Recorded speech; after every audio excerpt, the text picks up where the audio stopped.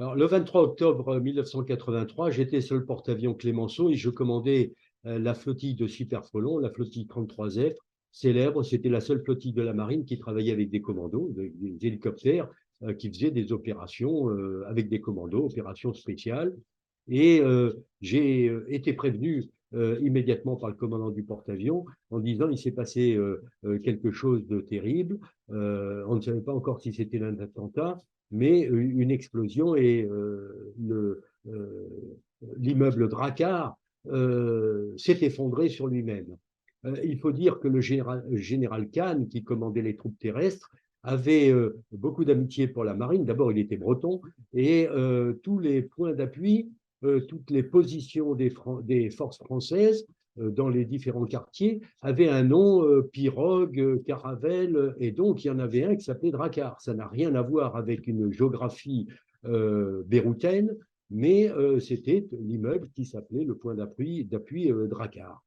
Donc, bien sûr, les services médicaux sont intervenus, et ce qui va vous paraître curieux, c'est que j'ai moins de souvenirs finalement de cette journée qui a été une journée pleine de vols où on a évacué des blessés sur porte-avions ou à partir plutôt de Beyrouth vers Larnaca et parfois des blessés très graves et j'avais des instructions à chaque fois des médecins en disant ne volez pas trop haut, il y en avait qui avaient été atteints au poumon et donc ne volez pas trop haut et évitez les vibrations, ce qui n'est pas très facile sur un hélicoptère, mais on a fait beaucoup d'évacuations. Le Super Frelon, à ce moment-là, on l'avait immédiatement équipé en transport sanitaire et on pouvait transporter 15 blessés et 15 civières dans le Super Frelon avec bien sûr un médecin, un infirmier et donc toute la flottille, moi le premier, nous avons fait des vols sur l'Arnaca pour les déposer à l'aéroport où ils étaient pris en charge aussi par des services sanitaires français.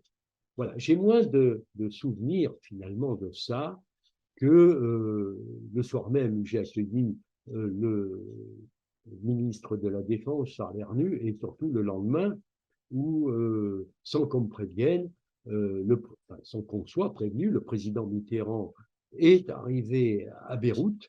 Même l'amiral Klotz, commandant la force navale, n'était pas au courant. Et moi, j'ai eu l'ordre de me poser sur la résidence des Pins et j'ai vu une masse énorme de gardes du corps. Et au milieu, j'ai vu le président Mitterrand, tout pâle. Et je dois dire qu'il n'en menait pas large.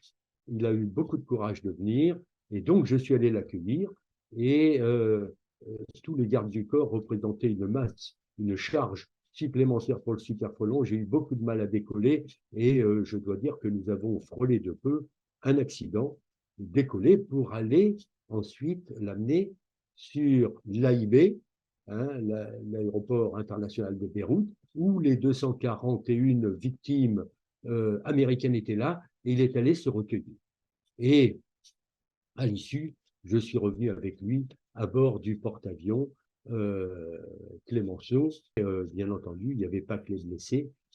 L'urgence était les blessés, mais il y a aussi fallu évacuer les pauvres soldats du 9e RCP, régiment de chasseurs parachutistes, qui étaient morts dans cet attentat. Au début, nous ne savions pas qui c'était, mais très vite, je ne me souviens plus exactement quelques jours après, mais quand je dis quelques jours, c'est une poignée de jours après, on a su que c'était une rétorsion, un signe de rétorsion suite à la livraison de super-étendards que la France livrait à l'Irak, c'était pendant la guerre Iran-Irak. Par qui était fait cette rétorsion? Ben, bien sûr par l'Iran, mais au moyen de gens qui leur étaient inféodés, des proxys, comme il est coutumier de le dire maintenant, des proxys, et ces proxys, on l'a su encore un peu plus tard, c'était un mot que nous ne connaissions pas, c'était la naissance d'un groupe qui s'appelait le Hezbollah.